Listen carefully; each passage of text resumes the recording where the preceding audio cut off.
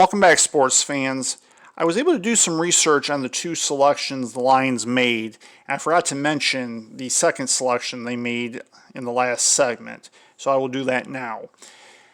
The Lions, with the 113th selection, selected Derek Barnes, inside linebacker from Purdue. And that's what I was saying, because Jabril Cox was an inside linebacker, who in fact went two selections later to the Dallas Cowboys.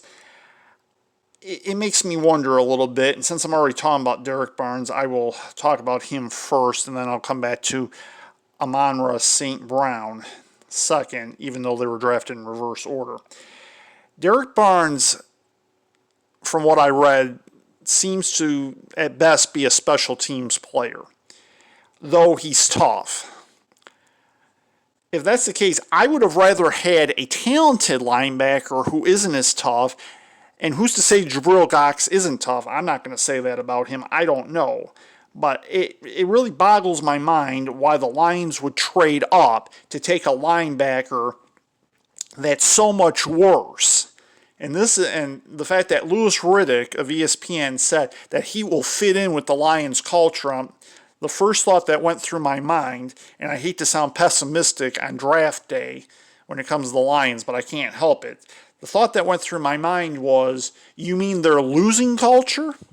This is exactly, in my opinion, why the Lions lose, because they don't take the players that they're supposed to.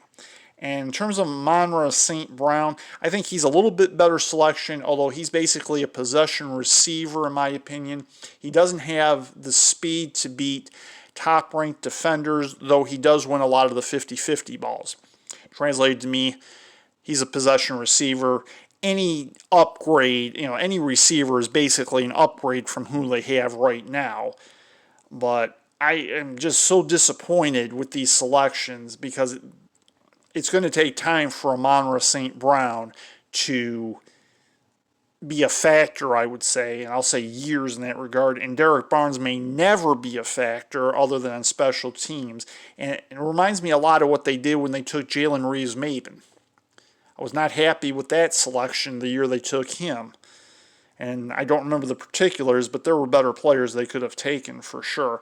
And there's no question when it comes to Derek Barnes, you look at Jabril Cox 2 selections later going to the Cowboys, it's enough to make me want to smack the Lions, if not myself. So that's the sum of that. I'm still working on the details in their trade with the Browns.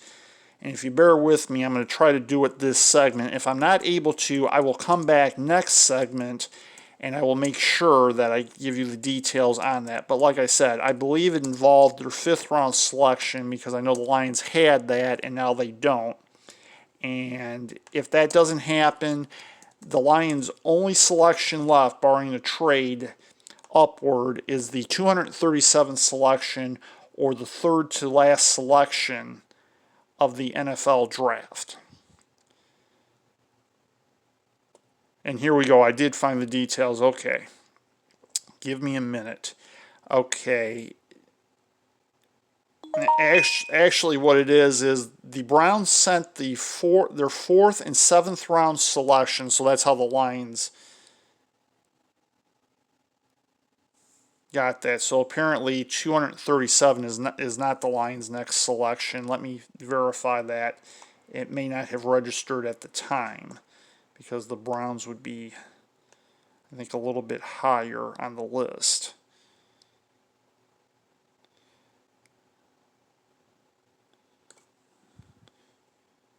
No, from what I can see, 257, that must have been the Browns selection. And that's right, I believe, yeah, that's right. The Lions traded their 7th round selection to the Rams for Michael Brockers. So, while it said the 157th, well, wait a minute. Okay, so yeah, that would be the Lions selection.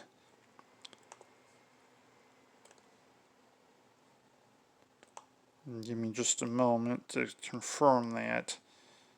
No, that's not correct. Unless the Browns turned around and traded that, because they don't have that. But anyway, from what I'm reading, it looks like the Lions got the Browns that selection, the Browns' 7th round selection, for their 5th round selection this year and a 4th round selection next year. So now you have the details on that.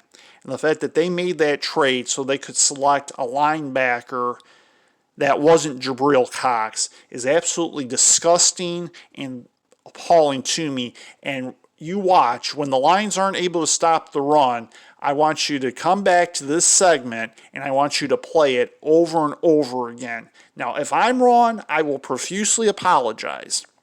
But the only way, in my opinion, Jabril Cox is not a stud in the NFL is if he ends up being severely injured early on in his career or period. Because even Sean Lee, who had a lot of injuries throughout his career, still made his mark.